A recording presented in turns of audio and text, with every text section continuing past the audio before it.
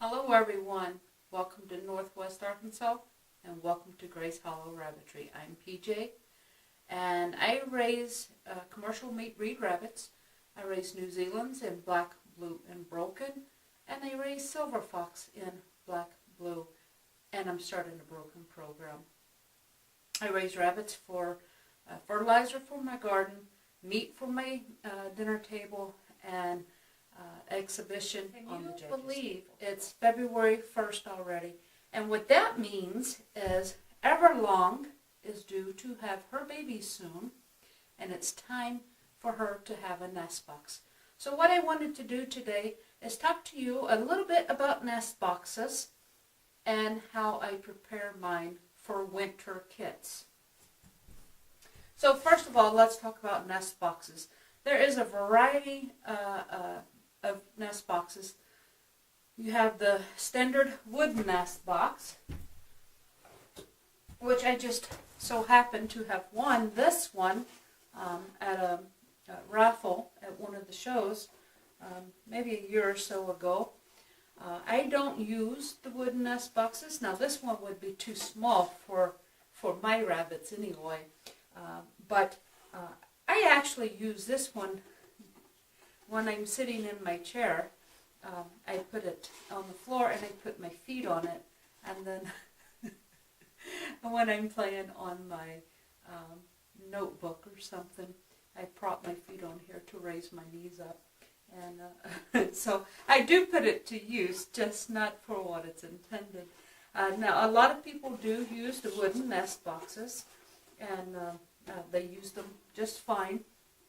They are not my preferred method. I actually prefer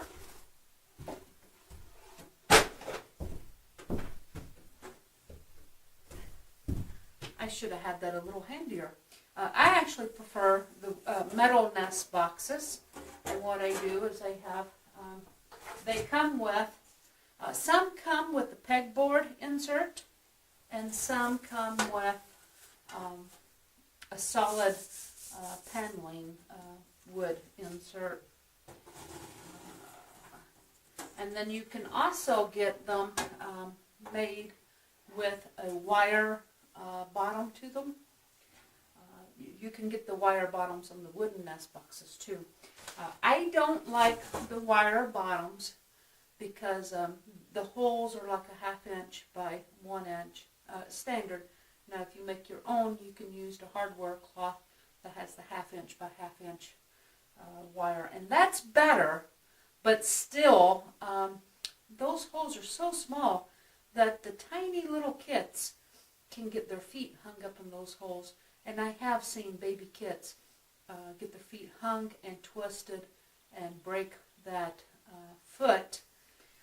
Now, like I said, I prefer the ones with the pegboard bottoms, and I like these because you can easily buy a sheet of pegboard and cut inserts for these, because the rabbits do claw them and scratch them up, and over time they do get weak, or perhaps once the coating is scratched off, then the bacteria gets down into the wood and you can't clean it as well. A variety of reasons. But I like this because in the summertime you'll have airflow here that helps keep the baby kits from cooking in their nest box. You don't want them to overheat, but also more importantly, the airflow through their bedding helps keep their nest dry in the summertime, which we'll probably go through this again when we're actually doing summer nest boxes. In the summertime, I take the nest box just as it is, and then I put some dry hay in there, just enough to cover the bottom, give them a soft bed to lay on, and I'm done. Mom pulls fur, and Mom does the rest. But today we're talking about preparing a nest box for winter kits. So you have your nest box. And I want to explain real quick. These metal nest boxes come in a variety of sizes, and they also come in a variety of styles. Now I am very picky about mine. I like this style. This just happens to be the Pet Lodge Little Giant style. These are the ones I have. I have 12 of these. And I just recently bought 3 new ones. Back when I used to get these, I've had these for years and years. I used to get these at Tractor Supply for like 20 bucks. I have not been able to find them recently at Tractor Supply.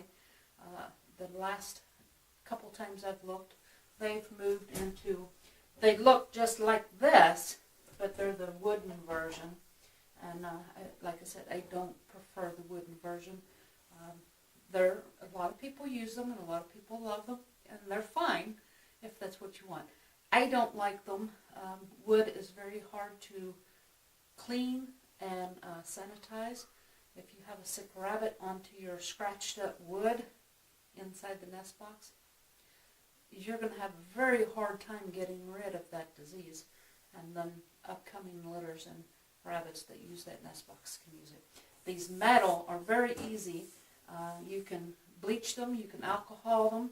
If you know you have a sick bunny, you can take these inserts out, throw them away, and cut a new insert. Now, I like this style best because it has the wide ledge up here. There are some other ones that's made just like this, only this has a narrow ledge. And this is good, especially in the summertime, because then you have more airflow in the nest box. However, I use these year-round, and that's because in the wintertime, your babies are back in here. And so this actually prevents extra airflow from entering into where the babies sleep. Now, another reason I like this style is this allows mom to sit up here. Mom only feeds her babies twice a day, once in the morning, once in the evening. Now, a lot of times she'll jump in and she'll check on them, but she typically only feeds them twice a day. And when they get older, still in the nest box, but older, like a week or so, they start getting pretty demanding on mom. And this allows her to sit up here, but she can still look down and keep an eye on her kids.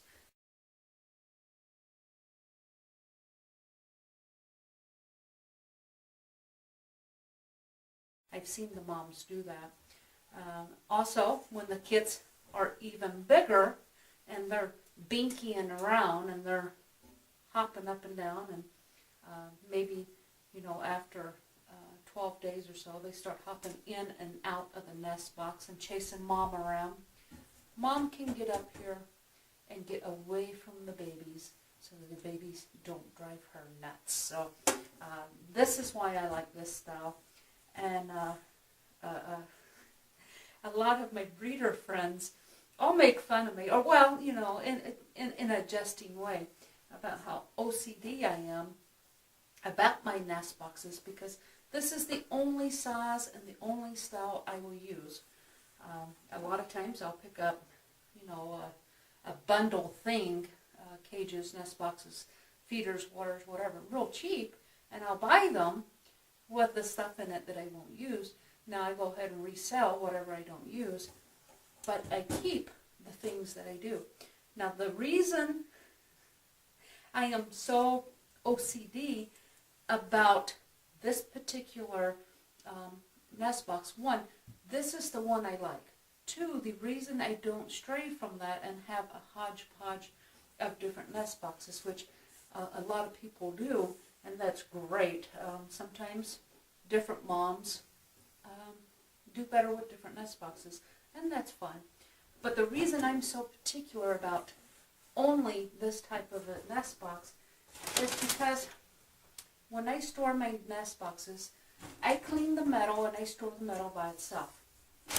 And then I take my inserts and I put them in a box just like this. And you can see I have a few. Now, a lot of my nest boxes are used, so I don't have a lot of pegboards in here right now. And then for wintertime use, I pre-cut some cardboard liners. Now we're talking about a winter nest box. So this is my winter nest box. We're going to give it to Everlong today. And it is so cold. We've had, for the last week, we have been in the teens with wind chills in single digits.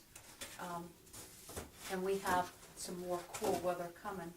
So I pre-cut these cardboard inserts, and I put them in, and I cut them so that they're snug. You have to press them in. That way Mom can't tear them out. Now, a digger could dig holes in this.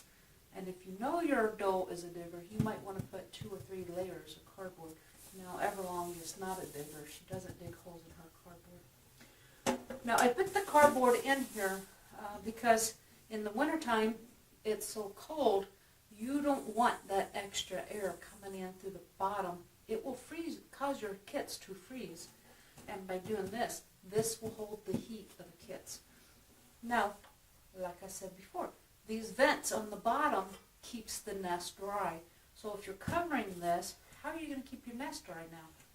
For wintertime only, I now coat a layer of wood chips. And I use pine wood chips. No, we all like the cedar wood chips because they smell so nice. But rabbits have a sensitive respiratory system, and the oils from the cedar irritates their lungs and their nasal passages. So you don't want to use a cedar wood chip. Do get the pine shavings. And then you'll put several handfuls in there. There we go. And you'll make just about an inch thick of bedding. Now these wood chips, what they're going to do is absorb the moisture from Mom Kinley. You know, it's going to absorb the moisture from the birthing. And when the babies are little and they urinate, it's going to absorb that and keep their nest box dry. You want their hay and their fur that Mom pulls dry, and this will help do that. Now you only want this for a little while. Okay, so at about 9 days, you're going to want to pull the nest box out. You're going to want to get rid of these wood shavings, and you're going to want to get rid of the cardboard insert. By then, the kits have their fur in, and they're fully able to keep themselves warm. You want a clean nest box to prevent nest box dye. We've talked about that here recently. And then you want to put in fresh hay. Now, this is Everlong's, and she has not kindled yet, so we're looking at a birthing nest box. And so we have the nest box. We have our pegboard insert. We have our cardboard insert, and then about an inch of pine wood shavings. Or you can use another nesty material too. You can use shredded newspaper that will absorb moisture. They have the shredded, I'm not even sure what it is, but the shredded cardboard stuff at pet stores. Pretty expensive if you use a lot of nest boxes like I do, but it is an option. And then after you put the wood shavings in, you want new hay. Okay, now what I've noticed this year, we've had some really cold winters, or really cold days, nights this year, and I have lost 2 litters this year where Mom has done everything she needed to do. She built a nice box. I gave her hay. She got in here and she dug a hole and she pulled fur and she had her kits. And the kits stayed at the front of the box. What I think is I was overstuffing my boxes, and so the kits weren't able to crawl down. When moms have their litters, they get in here usually head first, and so all you see is their backside.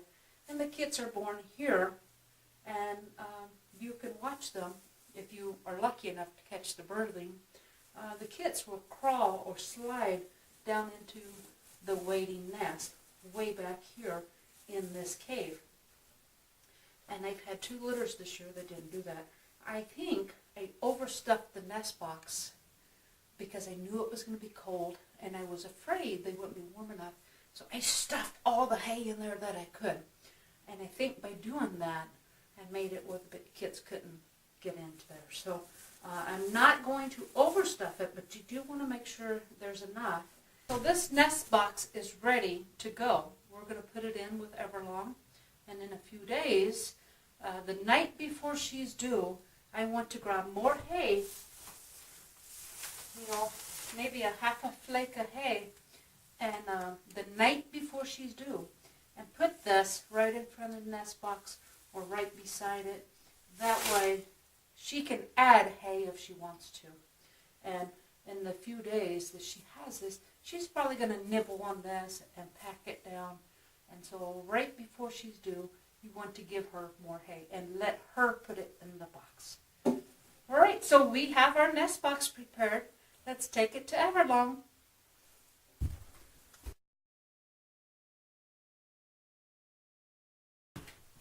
If you found any worth in this video, please hit that like button, the little thumbs up sign, push that.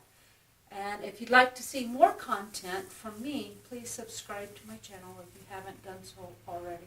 Down below, I'm going to leave 2 links. One's going to be to my webpage, and one will be to our Facebook fan page, so that you can get more of the day-to-day going-ons of what's going on here. So be sure to check those links out. Thanks for watching, and until we speak again, God bless.